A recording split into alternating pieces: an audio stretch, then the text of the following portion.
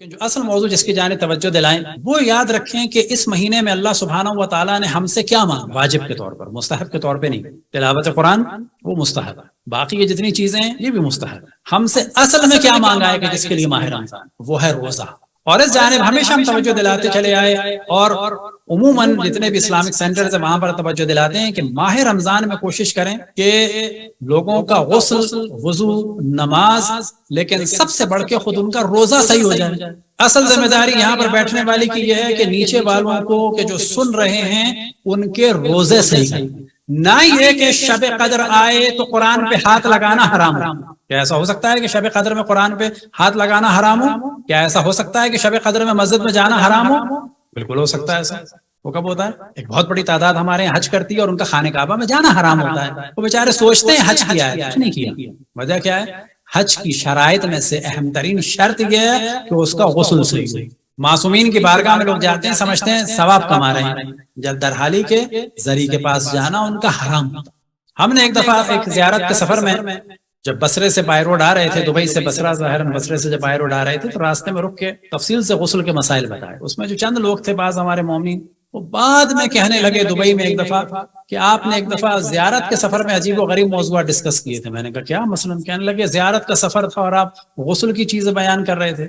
وہ ان میں سے تھے کہ جب ہم نے غسل بیان کیا تو پینے باہر چلے گئے، جبکہ ہم وہاں پر یہ بیان کر رہے تھے کہ ائمہ کی قبر مطہر کے پاس بغیر غسل کے جانا گناہ کبیرہ ہے۔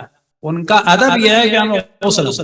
اب آپ تصور کریں کہ مسجد میں جانے کی شرائط میں سے ایک شرط یہ ہے کہ اس کا غسل ہو، وضو شرط نہیں ہے۔ وضو ٹوٹ جائے کسی کا مسجد میں بیٹھ سکتا ہے، لیکن شرط کیا ہے کہ غسل اس پر واجب نہ ہو۔ بس اگر کسی پر غسل واجب ہے، مسجد میں داخل ہونا حرام ہے۔ مسجد کی بات ہو رہی ہے، امام بارگاہ اسلامک سینٹر کی بات نہیں ہو رہی، مسجد کی بات ہو رہی ہے۔ مسجد میں داخل ہونا بغیر غسل کے حرام ہے۔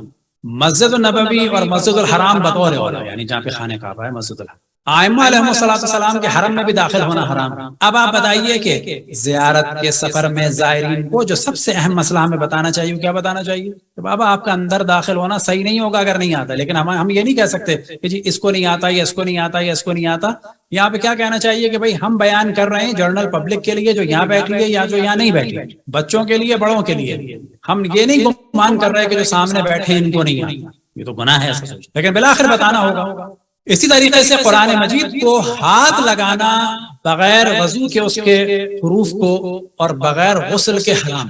اب آپ فرض کریں کہ پورے مہینے میں تفسیر بیان کر دی اور غسل کسی کا بھی صحیح نہ ہو، یا مثلا 10 افراد کا بھی صحیح نہ ہو، کیونکہ ایک بہت بڑی تعداد آتی ہے جو پورے سال نہیں آتی، وہ ماہ رمضان میں آتی۔ اور ماہ رمضان میں جو بہترین وقت ہوتا ہے نصیحت کا اور واعظ کا، وہ افطار کے بعد نہیں ہے، وہ افطار سے پہلے ہے۔ وجہ کیا ہے؟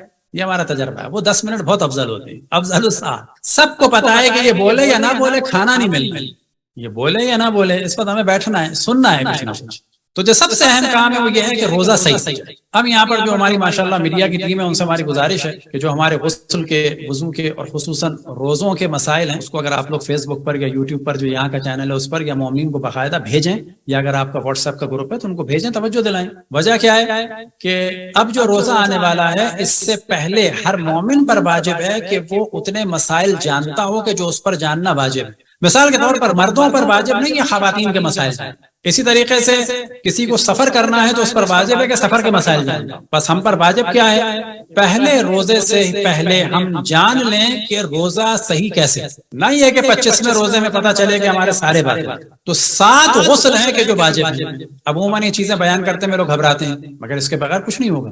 مسجد میں داخل ہونا حرام، ائمہ کے حرم میں داخل ہونا حرام، روزے باطل، نمازیں باطل، غسل جنابت، غسل حیض، غسل نفاس، غسل استحاضہ، یہ 3 مخصوص خواتین کے ہیں۔ چوتھا جو ہے مردوں عورتوں دونوں میں مشترک ہے، غسل جنابت سے مراد جو سیکشول انٹرکورس کے بعد۔ پھر اس کے بعد ہے غسل میت، اور پھر غسل مس میت۔ البتہ غسل مس میت کے بعد اتنے احکام سخت نہیں ہیں کہ مسجد میں نہ جا سکیں، اس میں نماز کا مسئلہ۔ اور پھر ایک غسل ہے کہ جو واجب ہو جاتا ہے نظر یا قسم یا عہد کی وجہ سے۔ مثال کے طور پر کوئی منت مانے کہ یا اللہ اگر یہ میری مشکل حل ہو گئی تو میں پورے ماہ رمضان میں غسل کروں گا مستحب۔ تو ماہ رمضان کی طاق راتوں میں غسل مستحب ہے، یعنی 1 میں 3 میں، لیکن اگر کوئی منت مان لے تو کیا ہوگا؟ واجب ہو جائے گی۔ کوئی کہے کہ میں اگر میرا یہ کام ہو گیا تو کل غسل کروں گا، اگر یہ میرا کام ہو گیا تو کل غسل زیارت امام حسین کروں گا، تو غسل زیارت امام حسین واجب نہیں ہے، لیکن جیسے ہی اس نے منت مانی تو اب اس پر واجب ہو جائے گا، تو یہ 7 غسل۔ لیکن جو اصل موضوع ہے جس کی وجہ سے جن کو فوکس کرنا چاہیے، غسل جنابت، غسل حیض، غسل نفاس،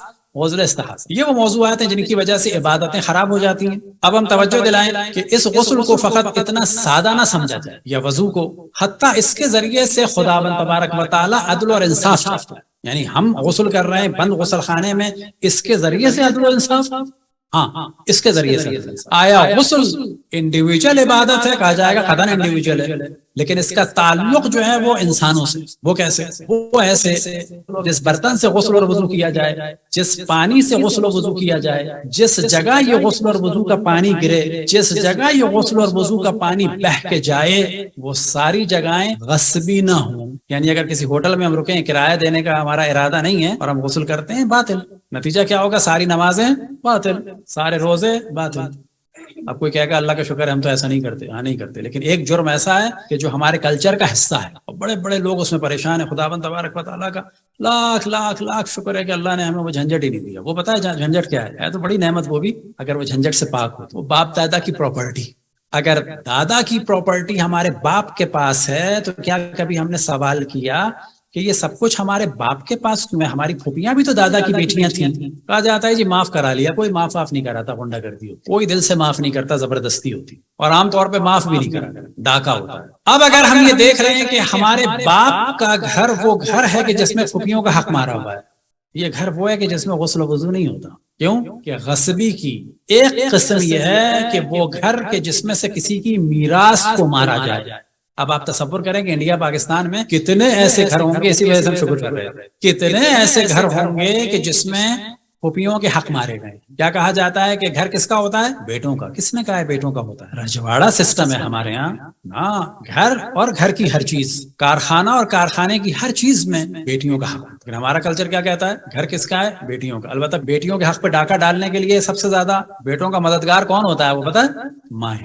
لیکن جب ماؤں کے سامنے ان کی ازواج مطہرات کھڑی ہوتی ہیں نا بیٹوں کی، اس وقت ان کو کوارے کوارے بیٹے اچھے لگ رہے ہوتے ہیں۔ جب ان کی ازواج مطہرات سامنے کھڑی ہوتی ہیں تو ان کو احساس ہوتا ہے کہ ہائے ویل، میں نے اپنی بیٹیوں کا حق ضائع کیا، اب تو سوائے بیٹیوں کے میرے کوئی ہے ہی نہیں کام کا۔ لیکن وہی بیٹیاں کہ جن کے حق کو مارا جاتا ہے وہ پھر بھی کام آ جاتا ہے، لیکن خیر وہ کام آئیں یا نہ آئیں، ان کا حق نہیں مارا جاتا، اور جو ہمارے کلچر کا حصہ ہے۔ اب آپ تصور کریں کہ باپ کے مرنے کے بعد اگر ہمارے ہاتھ میں گھر آ گیا، باپ نے تو قبضہ کیا، ہم تو مجبور۔ اب ہماری ایسے میں کیا ذمہ داری ہے؟ ایسے میں ذمہ داری یہ ہے کہ اگر ہم الگ ہو سکتے ہیں تو پہلی فرصت میں باپ سے الگ ہونا ہے، کیونکہ باپ چور ہے، سیدھی بات۔ لیکن ہم نہیں جا سکتے ایسی سچویشن میں۔ کیا کرنا چاہیے کہ پھوپھیوں کے پاس جا کے گلے لگائیں، ان کے ہاتھ پکڑیں، ان کے پاؤں پکڑیں، کیا کہ دیکھیں آپ کا حق مارا ہے آپ کے بھائی نے، ہمیں کم سے کم آپ اجازت دیں۔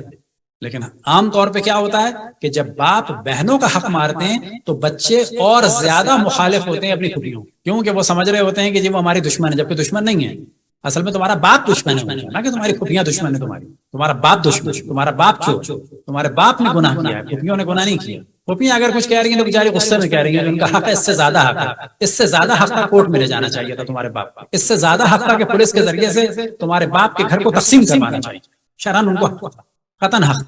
اب آپ تصور کریں کہ ایک غسل اور وضو اور نماز کی شرائط میں سے ایک شرط یہ ہے کہ جس جگہ نماز پڑھی جائے وہ غصبی نہ ہو۔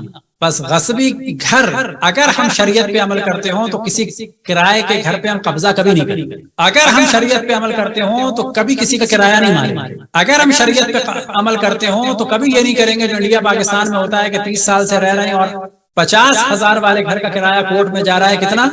250 روپے۔ یہ جائز ہے؟ اصلا جائز نہیں ہے، ظلم ہے، یہ گناہ ہے، یہ گھر خالی کرنا ہوگا۔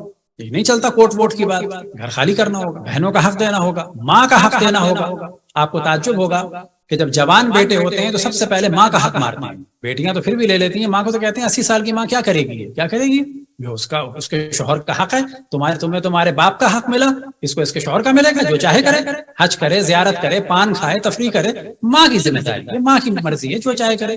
اب آپ تصور کریں کہ ماں کا حق مارنے والے، بہنوں کا حق مارنے والے ان گھروں میں سمجھتے ہیں عبادت ہو رہی ہے، کوئی عبادت نہیں. غسل باطل، وضو باطل. جب غسل باطل ہے تو نماز بھی نہیں، وضو باطل ہے تو نماز بھی نہیں، غسل باطل ہے تو روزہ بھی نہیں. اب ایک کام جو ہوتا ہے، جو ہمارے عام طور پہ ہوتا ہے، بہنوں کا حق مار لیا. وہ کیسے مار لیا؟ کہ بھائی صاحب کارخانہ چلا رہے تھے. ان موضوعات کو ذہن میں رکھیں. کل تک اگر میں کارخانہ چلا رہا تھا باپ کا، تو کس کا کارخانہ چلا رہا تھا؟ کارخانے کے مالک کی جانب سے میں بیٹھا. کارخانے کا مالک کون تھا؟ باپ.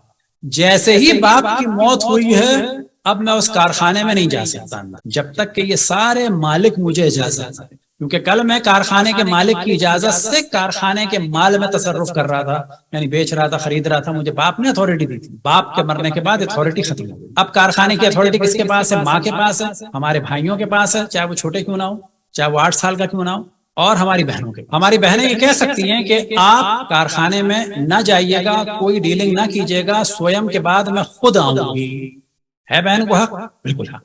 آپ کوئی فائنل ڈیل نہ کیجیے گا، میں شریک ہوں. دوسری بہن کہتی ہے میں اپنی جانب سے اپنے شوہر کو بھیجوں گی. یہاں بھائیوں کو ناراض ہونے کا حق نہیں ہے کہ جی کارخانہ ہمارا ہے. نا، کارخانہ باپ کا تھا، باپ کے بعد اب ہمارا اور سب کا ہے.